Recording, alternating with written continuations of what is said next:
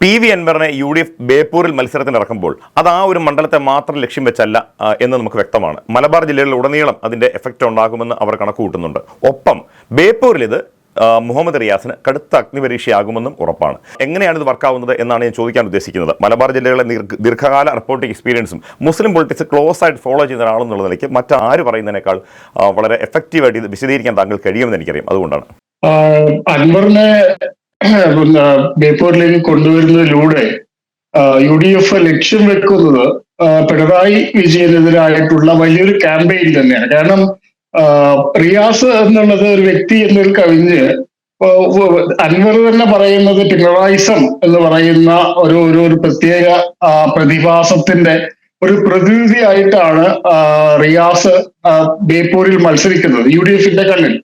അതുകൊണ്ട് തന്നെ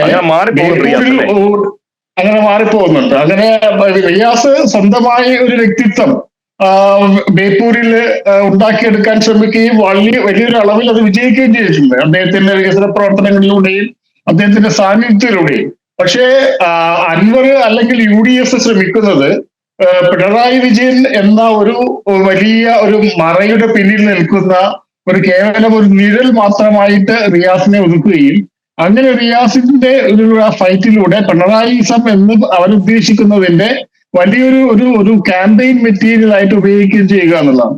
കാരണം അൻവർ ഉന്നയിച്ച കാര്യങ്ങളാണ് ഈ തെരഞ്ഞെടുപ്പില് ഇപ്പോഴും ചർച്ചയായി വരുന്നത്. അൻവർ ഉന്നയിച്ച ഏറ്റവും പ്രധാനപ്പെട്ട ഒരു കാര്യമായിരുന്നു പറയുന്നത് പിണറായി വിജയന്റെ കീഴിലുള്ള CPM എങ്ങനെയാണ് RSSുമായിട്ട് സന്ധി ചെയ്യുന്നത്, എങ്ങനെയാണ് കേന്ദ്ര ഗവൺമെന്റുമായിട്ട് ഒരു കോംപ്രമൈസിലേക്ക് പോയത്. അതായിരിക്കും ഒരുപക്ഷെ അൻവർ ഉന്നയിക്കുന്ന ഏറ്റവും പ്രധാനപ്പെട്ട ഒന്ന്. കാരണം അദ്ദേഹം ഉന്നയിച്ച ഏറ്റവും പ്രധാനപ്പെട്ട ആരോപണങ്ങളിൽ ഒന്ന് മലപ്പുറം ജില്ലയെ ക്രിമിനലൈസ് ചെയ്യുന്നതിൽ, മലപ്പുറം ജില്ലയിലെ തീവ്രവാദത്തിന്റെ കേന്ദ്രമാണ് എന്ന് പറയുന്നതിന് പിണറായി വിജയൻ ശ്രമിച്ചു എന്നതാണ്. കള്ളക്കടത്തിലൂടെ കിട്ടുന്ന പണം, ആ ഫണ്ടിങ് തീവ്രവാദ പ്രവർത്തനങ്ങൾക്ക് വേണ്ടി ഉപയോഗിച്ചു എന്ന് അന്ന് പിണറായി വിജയൻ പറഞ്ഞു. അതിലൂടെ ഒരു സമുദായത്തെ ഒരു ജില്ലയെ മൊത്തം ക്രിമിനലൈസ് ചെയ്യാൻ ശ്രമിച്ചു എന്നുള്ളതാണ്. അതാണ് ഈ തെരഞ്ഞെടുപ്പിൽ ഉന്നയിക്കപ്പെടാൻ പോകുന്ന ഏറ്റവും പ്രധാനപ്പെട്ട ഒരു ആരോപണം. ഇന്നലെ സജി ചെറിയാൻ പറഞ്ഞ കാസർഗോഡും മലപ്പുറവും ആ പരാമർശവും ഇതുമായി ചേർത്ത് വായിക്കേണ്ടതാണ്.